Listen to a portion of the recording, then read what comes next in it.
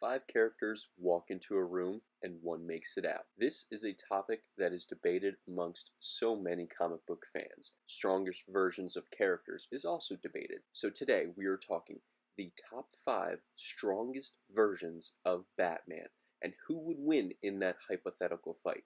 Now this is just across TV and movies, so we won't be including Arkham Batman.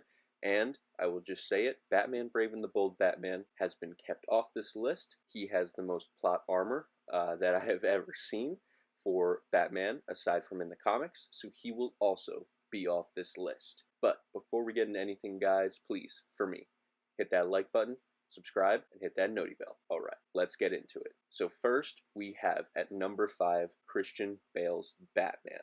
And before we get too much into that, I'd also like to say Robert Pattinson. He is too new, so he has also been left off this list. However, I feel like eventually he could surpass Christian Bale and at least come in at that number 5 spot. So, for Christian Bale, he has some pretty significant feats. He defeats the League of Assassins. He does go toe-to-toe with Ra's al Ghul. However, he doesn't technically beat him. He just doesn't save him. Could he have beaten him in a one-on-one fight? I think probably yes, by that point, the end of the movie, but it's not clearly shown. He just gets the better of him, the upper hand, and then gets out of there, and Ra's doesn't even try to save himself. He does also defeat the Joker, however, only in a physical match. The Joker actually wins in that movie, and that's part of the beauty of The Dark Knight, is that the villain wins, and the only way Batman can kind of save everything is to destroy his own reputation. And then we see the ramifications of that and of that lie in the next movie. And then Batman does also defeat Bane, eventually. At first, he gets his back broken by Bane, who doesn't even have the venom. So again, that's why I'm putting him at that number 5 spot. He would be out first. And as far as detective skills, we really don't see much from him in that trilogy. Again, love the Dark Knight trilogy. There are issues with it, but again, overall, great trilogy, great character. But yeah, he is out at number 5. Number 4 may be a bit controversial. It's actually from the New 52 animated universe. He's got some incredible feats in his first movie. He actually beats Deathstroke. They only have about a 2-minute fight, and he takes him down. Unfortunately, then he has to go and save Talia, so the final fight is between Robin and Deathstroke.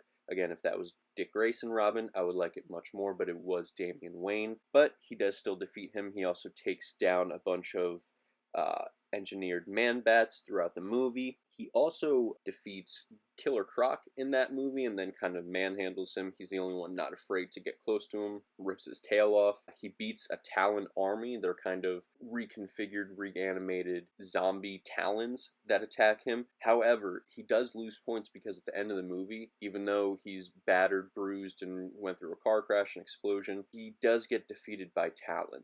And yes, Talon uses underhanded tactics, and initially Batman is winning, but he has to lose points because he does lose that fight in the end. And the only one who beats him is Robin. He defeats Bane in that universe. He goes against Hush, who is really just the Riddler. He beats Clayface. He does have a fight with Superman. However, this one actually goes against him because, one, the plan isn't really sound. The only thing he's counting on is that Clark can still understand him, so he won't use his heat vision and blow them all up, otherwise he'd be dead. And also the weaponry he uses just kind of brass knuckle spikes with kryptonite, and then he just leaves them down in the sewer.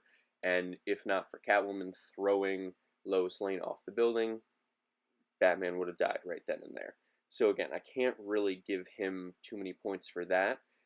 He did have some other cool feats in the Justice League animated movies, but again, nothing that'll scale past the other Batmen on this list. The next character may be controversial, and that is actually Ben Affleck's Batman, Batfleck. I know he does have some of the best combat we've ever seen for Batman. It's just he doesn't have enough feats to propel him even higher on this list. His number 1 accomplishment, he beats Superman. He does do that.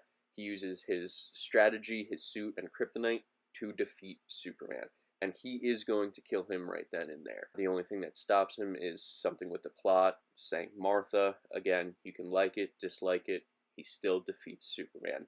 He doesn't really do anything in the fight against Doomsday aside from distracting him in the bat plane for a little bit, and then he shoots the kryptonite gas once before Superman uses the spear to kill him. And then he fights the Darkseid army. Um, Now, again, this is just parademons. He doesn't really do anything against Steppenwolf.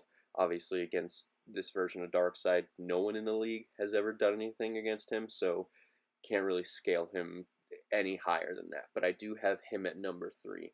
And then coming in at number 2 is actually Kevin Conroy's Batman. From the animated Batman series all the way through Justice League Unlimited, the animated movies that went along with just that universe, not necessarily the Batman voices that Kevin Conroy did for other movies that aren't confirmed in that universe, same animation style. In his series throughout this run, he saves Superman multiple times. There's an instance with the Joker where he has to save Superman.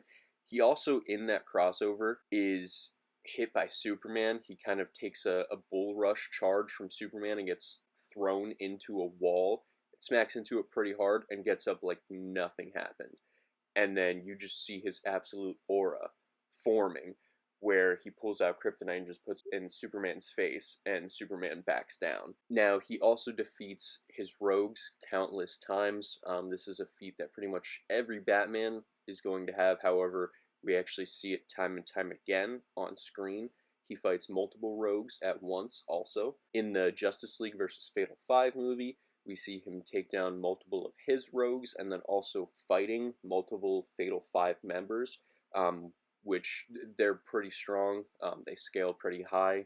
And then we see how much of a legend Batman is in the future when they go to that museum. So again, his feats in this universe are pretty insane, even intelligence-wise. He intimidates Amanda Waller. He outsmarts Amanda Waller a couple times in Justice League Unlimited. He destroys the hyperspace bypass that Thanagar was going to use to destroy Earth, punch a hole right through it. He's smart enough to use the Watchtower, and then he stays in it to guide it down there. He actually, in the finale of Justice League Unlimited, kicks Darkseid enough to kind of knock him off balance and distract him from pummeling Superman. And then his most insane feat in this universe, he evades the Omega Beams. Now, to my knowledge, this is the very first time that feat has ever been shown in animation. I believe it was shown in the comics before then, but again, this version of Batman was the very first on-screen character to evade and dodge the Omega Beams. I know Flash eventually does it as well in the New 52 universe, but again, this is before that. So seeing that happen was absolutely insane. And that's why I have him at number 2 in this fight. The last one, a bit of a cheat code. I considered leaving this character off as well. He scales similar to Batman Brave and the Bold Batman. However, his at least aren't as insane, where the plot isn't just absolutely insanely stacked for him to win. And that is the Batman from the 2004 cartoon, The Batman. Now, this version of Batman is essentially a super soldier. He can literally jump up in the air 10 to 15 feet with ease. He can also jump building to building extremely far, and he can take damage. He gets thrown through a brick wall by Bane, and yeah, he breaks his bones, but he still manages to get out of there and call Alfred and, again, survive that. A lot of people would have been killed. There's also a moment where he's chasing, I think it might be in the 3rd season, he's chasing a villain, and his Batmobile spins out, and he's gonna crash going off a bridge. So he opens up the top of his Batmobile and shoots a grappling hook. And then to stop the Batmobile, he uses his arm in the grappling hook.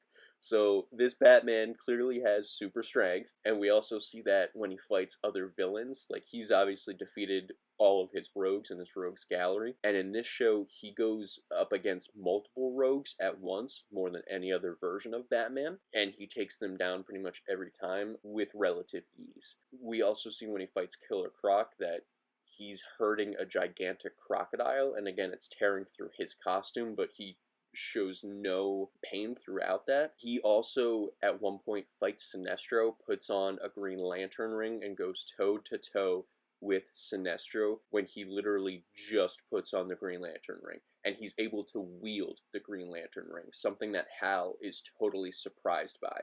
and he can't believe the amount of willpower this Batman has. He goes toe-to-toe with Superman also. Superman may technically win the fight, however, Batman kind of outsmarts him and undoes the mind control. That was his whole purpose doing the fight, was to lead Superman to this place to kind of undo the mind control that Lex Luthor and Poison Ivy had used on him with kryptonite. The most important and the biggest feat for me is in the movie Batman vs. Dracula. This is literally Dracula, the king of vampires.